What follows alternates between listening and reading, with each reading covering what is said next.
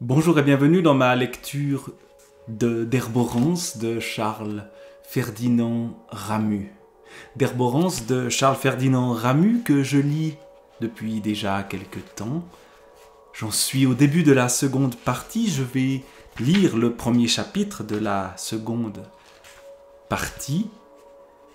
Chapitre important parce que l'on va quitter les rumeurs du village, les crainte de Thérèse pour Antoine. Et on va retourner dans cet éboulement qui a été l'événement déclencheur de toute cette histoire-là, événement qui s'est bel et bien passé dans des temps anciens, à d'Herborance, en Valais, au XVIIIe siècle. Et on va se retrouver maintenant dans l'éboulement, sous l'éboulement.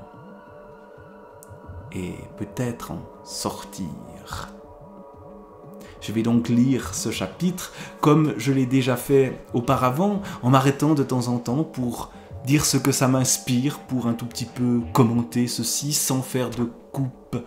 Donc la vidéo sera peut-être parfois un peu hésitante, mais le texte sera simplement le fil à suivre. Donc chapitre 1 de la seconde partie, on est à la moitié du livre. Il sort la tête.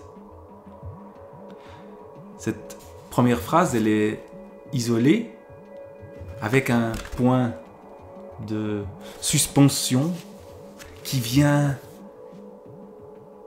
nous intriguer. Il sort la tête. C'est le bébé qui naît. On sait que Thérèse, la femme qui attend désespérément des nouvelles de son mari, qui le croit peut-être déjà mort, on croit les gens morts, eh bien, peut-être bien que c'est son bébé, ou est-ce autre chose? C'était 2 mois, ou presque après l'éboulement. Ce n'est pas l'enfant. 2 mois, c'est trop tôt pour qu'il naisse. Ainsi, ils avaient eu tout le temps de le cuber, ayant déroulé à cet effet leur chevillère de toile gommée, où les toises étaient indiquées par un trait noir, l'étendant à plat contre la surface des pierres, en longueur d'abord, puis en largeur. Puis, un des hommes avait grimpé jusque dans le bout de celui des quartiers de roc qui paraissait le plus élevé, tâchant d'obtenir ainsi l'épaisseur de la masse, un de ces employés du cadastre, car ils étaient montés aussi à d'Herborance, faisant suite aux médecins, aux représentants de la justice, aux curieux. 150 millions de pieds cubes. Voilà un chiffre énorme. Que peut un homme dans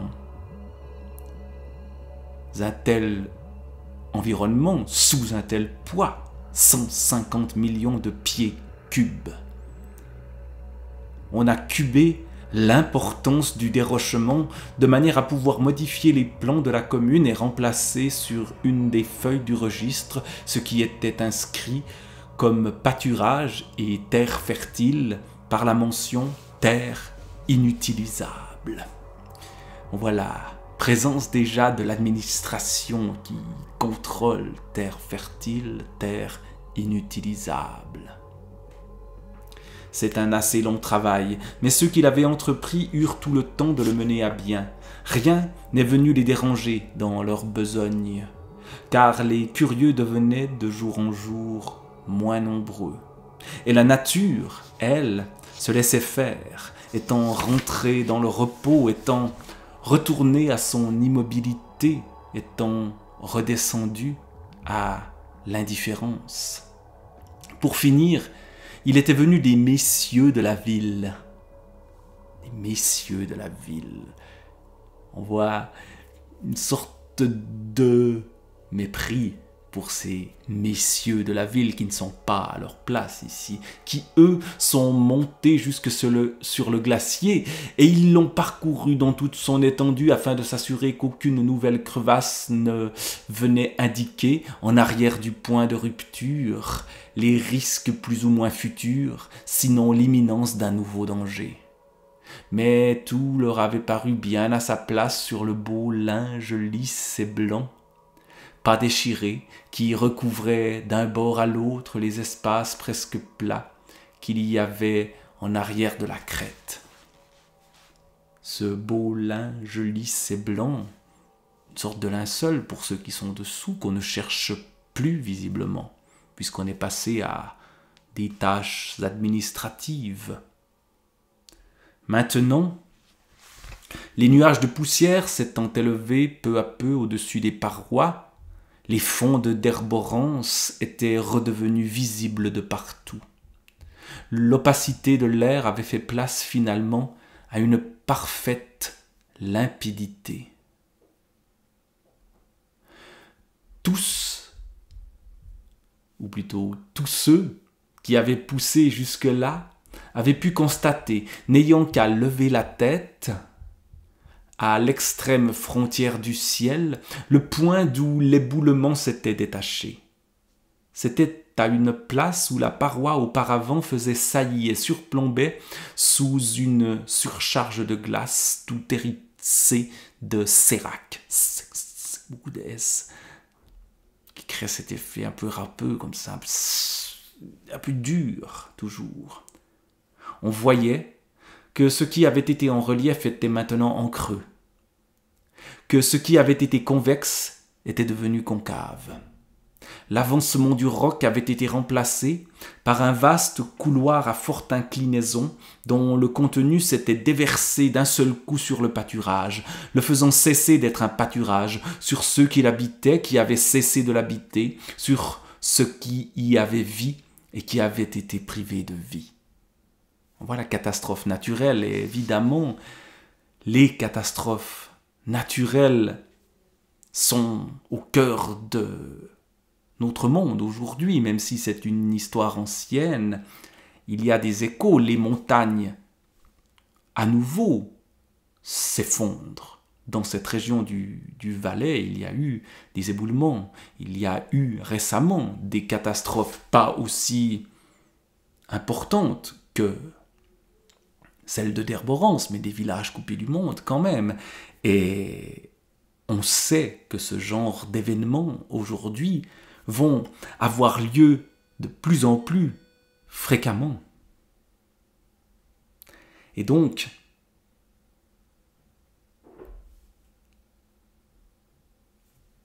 de plus en plus fréquemment, disais-je, ça a sonné à ma porte, je ne sais pas si je dois aller répondre ou pas,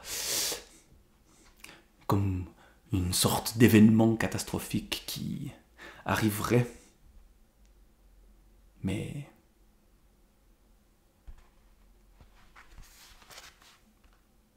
attendons, continuons la lecture, malgré les perturbations de la vie, perturbations qui sont au cœur de ce livre-là aussi. À présent, il n'y avait plus rien partout, et d'autres perturbations arrivent, décidément, tout d'un coup, tout se déglingue. Pourtant, dans le livre, à ce moment-là, on en est au moment des constats après. À présent, il n'y avait plus rien partout que l'immobilité et la tranquillité de la mort. La seule chose qui fût encore en mouvement était là-haut, dans le couloir, une sorte de masse boueuse, une espèce de rivière faite de sable, de terre et d'eau, qui continuait à descendre. Mais bien contenue dans ses berges et par elles canalisée, venait pour finir se répandre sans bruit sur le cône de déjection qui était au bas du dévaloir. C'est silencieux, ça bouge à peine, c'est un cheminement si insensible qu'il fallait l'observer longtemps pour en distinguer le progrès. On avait fait une collecte dans le pays, ce qui avait permis d'indemniser en partie les ayants droit de la perte de leur bétail. On voit tout d'un coup, on revient à l'ordinaire, on reparle de questions matérielles, d'argent, on reparle de bétail, d'aspects pratiques. On leur avait attribué en outre, pour remplacer celles qu'ils avaient perdues à Derborance, de nouvelles parts sur des pâturages que possédait ailleurs la commune. Pour le reste, c'est seulement une petite correction à faire sur la carte. Ce qui est une catastrophe pour les gens de Derborance est une petite correction sur la carte que dessinent ces messieurs de la ville qui sont venus voir. C'est seulement une annotation à introduire sur un des feuillets du cadastre. Il faudra aussi examiner s'il n'y aurait peut-être pas lieu de le dessiner à nouveau parce qu'il est pour le moment colorié en vert. Et le vert signifie l'herbe, et l'herbe veut dire la vie. Or là, la mort a cédé sa place à la vie. Mais il y avait quand même, au début de ce chapitre, il sort la tête. Or, on nous a parlé de toute autre chose. Il y a ici un petit blanc avant la deuxième partie du chapitre. Plus rien là-haut que le vieux plan, avec son troupeau de moutons, et le troupeau errait dans les ravins comme l'ombre d'un nuage. Il est obligé de se déplacer tout le temps. Rien ne pousse en effet dans ces solitudes qu'un peu de gazon maigre par les fentes des pierres, comme dans une cour pavée et dans l'entre-deux des pavés. Il faut que le troupeau le mendie brin à brin. C'est pavé, mais c'est des pavés gigantesques ici, des pavés des géants. Il y a des paysages qu'on a appelés comme ça.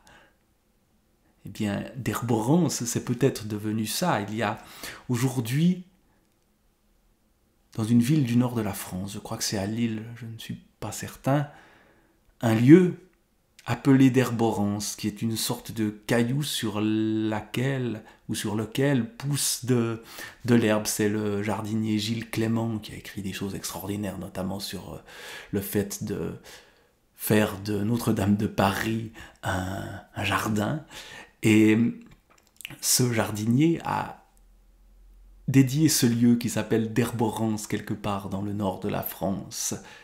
Ce caillou abandonné, mais où il pousse encore de la végétation. Il y a du vert. Et peut-être qu'il ne sera pas nécessaire d'effacer le vert sur la carte. Il faut que le troupeau le mendille de brin à brin. Il y a peu à manger. Alors il avance et il broute tout en avançant. Du matin au soir, il est en marche. Il est carré, il est pointu, il est en forme de triangle, il est en forme de rectangle, et tantôt sur les pentes, tantôt dans le fond de la combe, imite l'ombre d'un nuage dont le vent modifierait continuellement la disposition au-dessus de vous. Les moutons qui sont nuages, les nuages qui moutonnent, mais là c'est les moutons qui nuagonnent. Si on veut, ce renversement est assez drôle et l'image est très belle. Il avance, il se recourbe en passant sur une bosse, il se recourbe dans l'autre sens en s'enfonçant dans un creux. On voit le mouvement qui est là dans ces lieux modifiés et pleins de creux et de bosses. Il devient convexe et il devient concave, il fait un bruit de pluie avec ses pattes, il fait avec ses dents un bruit comme quand les vagues, partant d'où, reviennent à petits coups heurter les cailloux sur le rivage. Tout d'un coup, ça devient un paysage quasiment maritime. Lui se tenait planté en terre tout à côté, comme un vieux mélèze touché par l'hiver. Cette image. L'homme devenu arbre, l'homme planté en terre, l'homme nature. Il y a quelque chose ici qui fusionnent. Il n'y a pas d'un côté les humains et d'un autre côté la nature. Il y a les moutons devenus nuages. Il y a les pierres. Il y a l'homme, Mélèze, planté là, tout debout, immobile dans sa houppelande, hochant en haut de sa houppelande sa barbe blanche, sous son vieux chapeau aux bords effrangés. D-I. Il riait. Plus personne. Plus personne. Ah, vous croyez? Il disait, les géomètres sont repartis. Ils ont bien fait. Mais ce n'est pas une raison parce qu'ils sont partis. Il reprenait. D-I. D-I-A-B. À ce moment, une pierre, se détachant là-haut de la coulée de boue, est venue s'abattre sur le pierrier en faisant un bruit comme un rire. « Je vois ça, a-t-il dit. Tu me comprends, toi ?» Le rire du diable. D-I-A-B. Les diablerets, c'est le nom de la montagne qui s'est écroulée. Et le diable, il rôde. Il y a la quille du diable qui était évoquée dans un chapitre précédent. Le diable, de temps en temps, joue aux quilles. Et il a fait strike, cette fois-là, même si le jeu de quilles est un jeu plus ancien que le bowling. Mais il y a de ça, le diable qui joue aux quilles. Et les géomètres n'y peuvent rien. Les pierres tombent. Alors, la grande paroi s'est mise à rire tout entière par suite des échos envoyés de droite et de gauche qui ne font bientôt plus qu'une seule rumeur. Toute la montagne éclate de rire. Lui, il répond à la montagne. « Je vois bien, je n'ai pas besoin de continuer. Tu connais ton nom. » Diableret. Elle se tait peu à peu. Elle redevient petit à petit silencieuse. Il la laisse taire. Toi, tu sais ce qui se passe. Tu es au courant. Moi, je sais. Et toi, tu sais, a-t-il dit à la montagne. Toi, tu fais en te laissant faire. Mais celui qui te pousse, tu le connais bien, hein? D-I-A-B. Et tu les entends comme moi la nuit. Les pauvres, ceux qui l'étaient eux.